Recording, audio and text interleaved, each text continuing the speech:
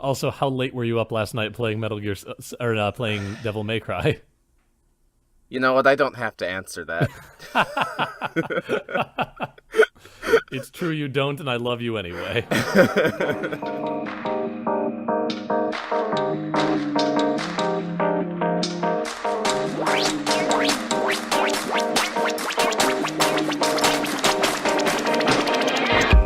Hello, everybody, and welcome to Backstage Gaming, dramatic takes on your favorite games. I'm Chris, And this is Dylan. and we're here to talk to you about games and storytelling and theater and all of those things that we geek out about a lot more than people should. Dylan, what are we talking about this week? Before that, I just want to say, yeah, let's talk about life a little bit for 2 minutes. I hate you. I know that we have a lot of pre-recorded content already, but so Chris, something I really miss is very cool opening credit sequences in movies. This is fair. I agree with you. Fucking Devil May Cry 5 has one of the strongest opening credit sequences in anything I've ever seen. Stronger than in DMC Devil May Cry when the pizza hides the peepus? Well, you see, the funny thing about it is, there's clear inspiration from that. Not the pizza peepus thing, obviously. But, just the very, very dramatic slow-mo. But, instead of, fighting off demons while getting dressed, Devil May Cry 5 opens with the main character jumping out. I actually sent it to you guys a while back, but because y'all are terrible friends, no one validated me. It's true, we hate you. This is a call-out post. I know you listen. But yeah, no, the van, they're in a van, and it ramps off, a demon, and the main character, Nero, he jumps out the window, is on the side of the car, and he's, shooting all these demons all around him, and as, all this action's happening, your eyes are being guided to, the credits for the different creators, and, they're just, kind of flying with the action. That's super cool. It's really good, and it's in, very Matrix bullet time. It's great. I'm into it. I'll have to look this up after we're done recording. Mm-hmm. But yeah, no, I just wanted to gush a little bit about Devil May Cry 5 because holy shit, it's out. Yeah, Dylan has been living for this moment for a very long time, and so I managed to crowbar him away from the PS4 to record an episode. That's not true. That's not true, but it very well could have been. All right, but yeah, no, we can move on to the topic formally. So, this actually, the idea for this episode came, I was playing Tales of the Abyss, because I was talking about it with our friend Christine a couple episodes back. Chris, let me ask you something. Have you ever, booted up an old file of a game you played in your childhood, or middle school in this game's case, and you're like, man, I really love this game, but, you boot up the old file, and you're, near end game, and you're like, wow, I did not know how to play this game. How the fuck did I beat it? Yup. That's very real, especially for, any given RPG. Yeah. I found, this is a couple of years ago, but I found, an old 3DS cartridge of Final Fantasy. It's the one, I think 3. It was, yes? I think you've told me that the only one you've played is 3, I want to say. On the 3DS, probably, yeah. On the or not the 3DS, but the regular DS. Yeah. Final Fantasy games for the DS are Remake of 3, Remake of 4, and then there's 4 Heroes of Light. So yeah, it's one of those 3. Okay. And I opened it up and I was like, wow, this party can do nothing. I mean, Final Fantasy 3 is also hard as shit. So, yeah. So yeah, no, I beat the game, and the reason why I was even playing this old save file was because the Tales games, they have this really cool new game plus feature, where when you beat the game, you basically, every time you end a fight, you get a score, and at the end of the game, it tallies up the score of every battle you've ever done, and that becomes currency for you to buy upgrades for your next playthrough. So I was like, I want to revisit Tales of the Abyss. I'm gonna play through it again, and this time I'm gonna play it right. I'm gonna do not every side quest. That game has a crazy number of side quests, but I'm going to get a little bit more involved in the side quests. I'm going to pay more attention to the side content because I don't just play games for the story like I did in middle school. And I'm gonna really take my time and let this game breathe. Like a fine wine. I've been enjoying it, but what I wanted to talk about was there was a moment in Tales of the Abyss where I got to the first town for all intents and purposes, and I've always remembered this town as being like a kind of bland nothing town. It's got like a couple buildings, and it's this basic farmer's town. And it's where you start your adventure. And I think because I decided to actually explore this town, I started to slowly appreciate like tiny details the designers put in there that like I would have overlooked otherwise. So for example, there is a side quest where you enter an NPC's house and she's cooking a meal, and she just asks you to go to her friend's house who lives near the water wheel and give her some miso. And, like, it's this very, very simple fetch quest. It takes, like, a minute. But, like, I actually had to, like, kind of look at the town and appreciate the details. Like, they fucking made a water wheel, added the sound effects. You can hear, like, the water churning from, like, the next screen over. It was just a really cool detail that I would have completely overlooked if it wasn't for a side quest that rewarded me with a recipe for food. That's really cool. So I guess what I wanted to talk about was how side quests or optional objectives in games allow us to appreciate details we might typically overlook. The place my brain immediately goes to, and Dylan, I know that you will be excited to talk about this, Okay. is Legend of Zelda Majora's Mask. Oh, do tell. Well, that game is... Side content, the game. Yeah, honestly. Majora's Mask is one of the only direct sequels in the Legend of Zelda series. It's a direct sequel to Ocarina of Time. I want to say it's one of 3. Yeah, like, there are not many. But the main conceit of the game is that you are in this world called Terminus, and... Terminal. You know what, Dylan? You know what, Chris? If I It is didn't your correct baby, you, I know. They think, no, the people listening, you know, the ones who don't know us personally, all 2 of them, they think they're gonna think we're hacks if I don't put my foot down now. It's true. That's fair. That's why I keep you. Keep me in line. Always. But you are in this world called Termina, and the world is going to end in 3 days. And you have the ability to, you know, Bill Murray in Groundhog's Day your way back to the beginning of that 3-day cycle. So it is a game about learning the patterns of this world and learning the routines of this world and finding, like, the most efficient ways to get all of the things you need to get done. And there are some things that, well, I should ask you because it's been forever since I played this game and I'm forgetting this detail. Okay. Are there things that stay done from one cycle to the next? Yes and no. You know, if you beat a dungeon, you don't have to beat the dungeon again. If you get a special key item, like a special type of arrow or a bow, that stays in your inventory. Other things like expendables, those are gone. Side quests are technically, they are registered as done, but you can repeat them as much as you want. When you go back in time, the story kind of resets, is what I tried to say. I think characters that are dead, that you help pass on, because that is a key point of that game, those characters stay dead, but, like, I think everything else, like, allows itself to reset. So, Yeah. the example I'm thinking of is you defend the cows on this ranch from a group of aliens trying to abduct them. Same. And, yeah, of course. And you can complete that side quest, but if you go back in time, and you don't do that side quest again, it will play out like you didn't do it. But you still get the reward from doing it the first time. I know this sounds confusing, but, like, essentially, yes and no. Yeah.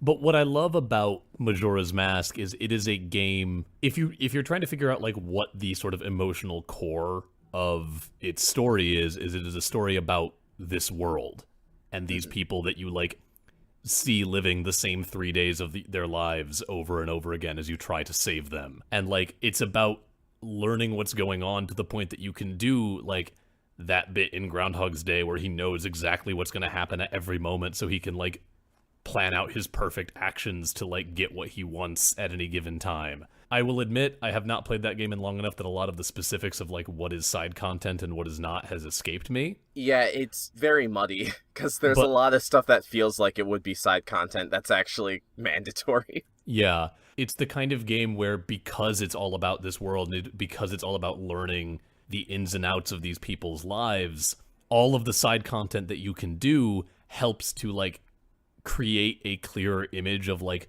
who the people you're saving are. And so beyond that, like, mechanical benefit of like, oh, now I have another bottle to put a potion in because I did this side quest, there's also like, you've spent even more time. And like, depending on the side quest, there are some that like you have to complete them within a certain amount of the time that is available to you in that 3-day cycle, because that timer is constantly going down.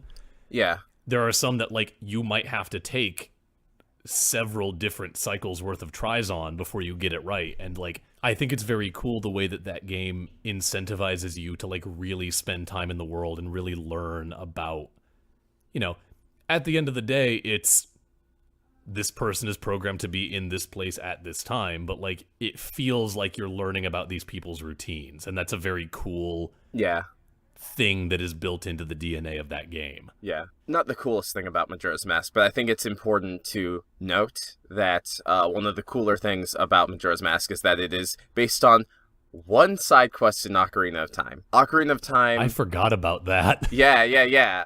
Oh, I played the shit out of both of those games. So, Zelda, up until this one quest in Ocarina of Time, a lot of the side quests aren't really NPC-driven. There are side quests that feature NPCs, but like don't really have any kind of long-form story with them. But one of the most memorable moments in Ocarina of Time, which, for the most part, a lot of that side content is like, do a mini-game here, or, you know, you found this secret cave here, it has an upgrade for you. One of the coolest things in Ocarina of Time is the Bigoron Sword side quest, which is so cool. It's so cool. It is a long trading quest where you are trading items for items for items until eventually you get a cool-ass sword. I guess this was technically also in Link's Awakening, but I feel like what I'm getting at here is in the Bigoron Sword side quest, there is a moment where there's like a small group of NPCs that you meet as a kid in Ocarina of Time, and like they're all inhabitants of this town called Kakariko Village. And they're all very disparate characters. There's the Kuko lady who she's raising chickens to try to pay for her family to help. I don't remember the specific details, but like she's raising chickens, but she's allergic to them, and that's kind of its own funny, cute thing. There's an NPC you can talk to at night who's like a complete misanthrope, and he's like, people are disgusting, I hate everyone. And you're like, all right. All right, cool. Good talk, bro. Cheers. I'll drink to that. There's also the head carpenter who's angry that all of his carpenters are like super lazy and blah, blah, blah, blah, blah, blah. You do this side quest, you find out they're all related. Like the woman raising I think I called her the Kuko lady. She raises chickens. Chickens in Zelda are called Kukos. Her brother raised a special Kuko, and her brother, like, it would take too long to explain, but like there's like, you are trading items from like the sister to the brother to the father back to the brother, but the brother's dead, and it's just it's crazy. Like there's all these plot twists happening in like a game that otherwise like the main plot is the only story there. So I don't know, that always left a big impression on me. God, Ocarina of Time has so many good side quests. I mean, like it I think it has a lot of good mini games. I don't really know if there's any side quests that's like as involved as that one. That's fair. The Happy Mask Salesman side quest is pretty good. It's got good side content. Yeah. I did a Zelda randomizer for Ocarina of Time, and it forced me to really learn all of the different side quests, or all of the different places you could pick up items. So that was fun. I'd never played the game that thoroughly before. Wait, hang on. We'll get back on topic. Does it randomize everything? There are different flags you can set as to what it randomizes. I can't remember the exact flags I set, and I want to point out that I'm nowhere near close to beating this randomizer, so I might start a new game. Essentially, like you can set different flags, and it will basically be like, we will change all of the items in a dungeon. You can set it so that like a chest can, when you open a chest, it can be anything from anywhere, like including side quest rewards, or like if you do a mini game, you would normally expect to get like a piece of heart or something, but you could get the Hylian shield, or you could get a heart. Like, literally just a health unit. Does it even randomize, like, what items are in dungeons? Yes.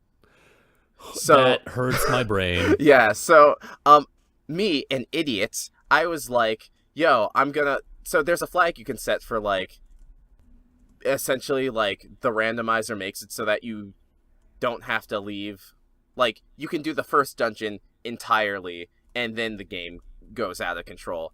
I was an idiot, so I was like, nah, turn that off. And I've been playing this game for like 20 hours, and I still can't find the slingshot. My brain hurts. I've beaten 2 dungeons, Chris. My brain... How? Because everything is not where you expect it to be, and every time you open a chest, you are praying that it is something that will allow you to beat a dungeon. And then it turns out it doesn't. I had to, because the way the game works, you can actually... You're not gated anywhere, or you are by items, but like, for example, you can leave Kokiri Forest before you beat the Deku Tree dungeon. I know that anyone who hasn't played Ocarina of Time is like, what the hell is he talking about? But in order to make the game playable with complete randomness hampering you at every turn, they took away some of the like non-mechanical barriers to like moving through the world. Yeah. So, like, in Ocarina of Time, ordinarily, you cannot leave the starting area until you beat the first dungeon, because that is how the game works. Like, there is not a solvable problem standing in your way, you just can't leave. I had to do the Dodongo's Cavern level without bombs, or most of it without bombs. And eventually I hit a point where I'm like, well, I can't climb that ledge. So what I had to do was I had to come back as an adult, where I was tall enough that I can climb that ledge, and then beat the boss then. Like, you have to think you have to think 4-dimensionally with these randomizers, dude. That's ridiculous. That's ridiculous. That's ridiculous. But anyway, back to side content. Yeah, you said that you had some other games that you were thinking about this specifically with. Yeah, so I guess this is going to be a small aside, but because Devil May Cry is on my mind, one of the cool things about the Devil May Cry games is that they have these hidden missions where they give you different challenges, but they also subtly teach you about, like, advanced game technique. So one mission can be stay in the air for 30 seconds. And, you know, when you're a player, you're like, this is impossible. But then you can also learn that you can jump cancel off of enemies. So you can actually jump on the bodies of enemies, and so that's what you're supposed to do to be able to stay in the air for that long. There are some other ones, but like off the top of my head, that's like the big one, so I won't stay on this topic too long. I really like Final Fantasy XII. This is known. This is known. This is known. One of the big things about like Final Fantasy XII that there's a lot of like different opinions on Final Fantasy XII. I think like a lot of people are upset about the story because it doesn't follow the same romanticism that previous Final Fantasy games follow. It's a lot drier, but I think what people say about the game is like, I don't really care that much for the story, but I like the world. And I like the story, but that aside, I think what they mean is like the world is just rife with side content. There are side quests that like you have to wait for a certain season to do. So there's an in-game timer where like every 15 minutes of real time, there's one area on the map where the seasons will change. And sometimes you'll have to do side quests on that specific moment. Or a lot of the side quests in Final Fantasy XII are hunts, where basically you see a wanted poster for a monster that you have to kill. And the process is you accept the hunt, you go to the person who put out the bounty, you talk to them, they give you some story about like why you need to kill this monster, and maybe a hint on how to lure it out, and then 9 times, or the most interesting hunts have you basically talking to NPCs and researching how to lure these monsters out. So some of the ones I can think of are, there's one where you have to go into a sandstorm, and you need to talk to an NPC who was trying to research the desert, so for that purpose he created a device that will allow him to venture into the sandstorm. And just really cool story details like that. There's another one where, like, I think it's called a cluckatrice, play on words of cockatrice. Boo. And, well, cockatrices are also enemies in that game, so they had to differentiate it. Gotcha. You have to lure it out by attacking its chicks, but the chicks don't come out until all of the enemies, all of its natural predators in that little area of the map are killed. So you have to wipe out all the enemies there, leave, come back, see the chickatrices, I think that's what they're called, start attacking the chickatrices, and then the mother will come out and you're like, oh fuck, because it's too strong and I'm under-leveled. Whoopsies. That actually put me in mind of The Witcher 3. Mm-hmm. For those of you who don't know, The Witcher is a series, there are 3 of them. Thank you, this has been my TED Talk.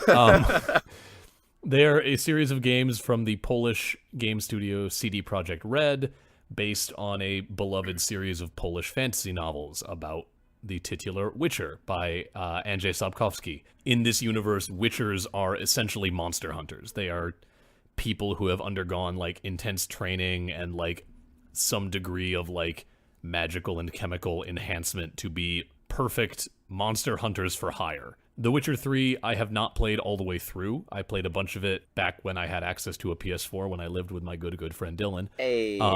It is a game in which, you know, there's a big story happening. You're trying to track down, you as Geralt, the titular Witcher, are trying to hunt down and find a student of yours, and you get embroiled in matters of state, and there's war and conflict and all that kind of stuff. But you're still a Witcher, which means you're a monster hunter for hire, which means that there are all of these different side quests you can do involving, like, you go to the town board and there's this person who's like, well, I lost my dog and there were, like, very big, not dog-like paw prints. Please stand by.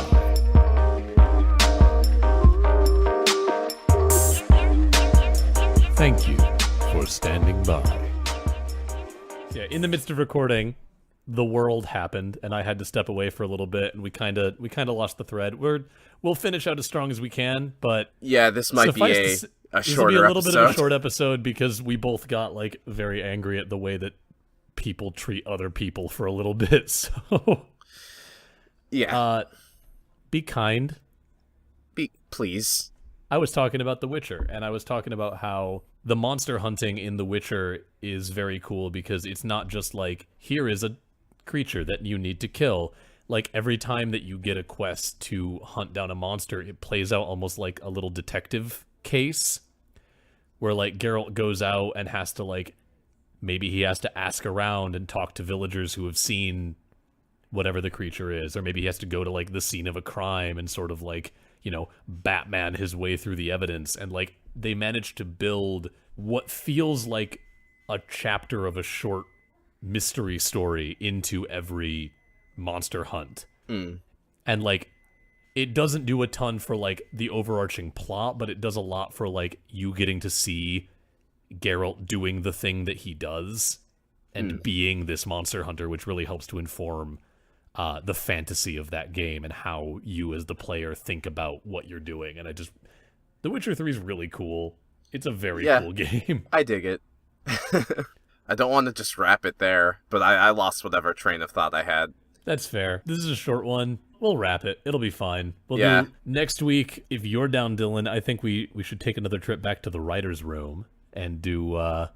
Oh, shit. Is it episode 20? It's going to be episode 20 next week. Oh, yo! All right. Which I'm super hyped for. So Dylan and I will talk. We'll figure out another game to give the writer's room treatment to. So... sorry for this one being kind of short, but sometimes life happens and a wrench gets thrown in the spokes and we're rolling with it. Anyway, thank you all for listening to Backstage Gaming. We are on iTunes, Spotify, the Google Play Store, Stitcher, and at our website, bsgpod.com. That's bsgpod.com. There you can find our episodes, you can find our bios, you can shoot us an email through the contact form there, and... please, if you like what we do, if you like the show that we make, if you like our sort of opinions on how games come together, please consider leaving a review on iTunes. It will really help us grow. It'll really help, you know, the algorithms kind of pick us up and help us develop as a brand. We got social media stuff. If you want to check us out, you can find us on Facebook, on Twitter. We have a YouTube. And our Twitter handle is at BSG_cast.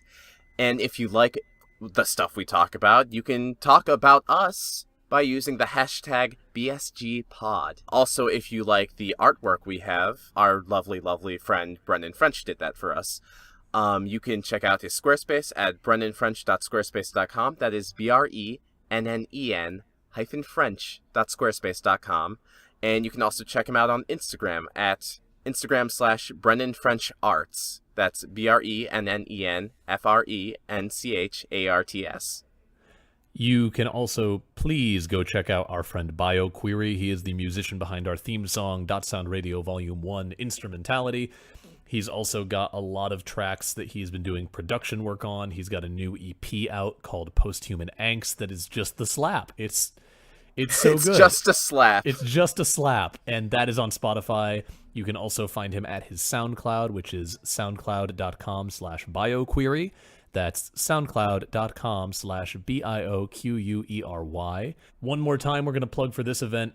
When you hear this, the coming Saturday, March 16th, we are going to be live at Beat Kitchen in Chicago as part of the Chicago Podcasters Unite live show. It's going to be super fucking cool. There's like 10 different podcasts that are performing. There's going to be interviews with artists who are in town for C2E2. There's going to be live music. It's $10 for like 6 hours of entertainment. It's going to be really cool, and you can find tickets for that at bit.ly/CPUTIX. That's bit.ly/C, CPUTIX. Check out Unexplored Places, the actual play podcast that Dylan is appearing in the current arc of. Check out Unwell, a Midwestern Gothic mystery, in which I am in the final episode of the first season of. And thank you for listening to Backstage Gaming. We love you. Hey. That was weirdly in sync, and I didn't really like it.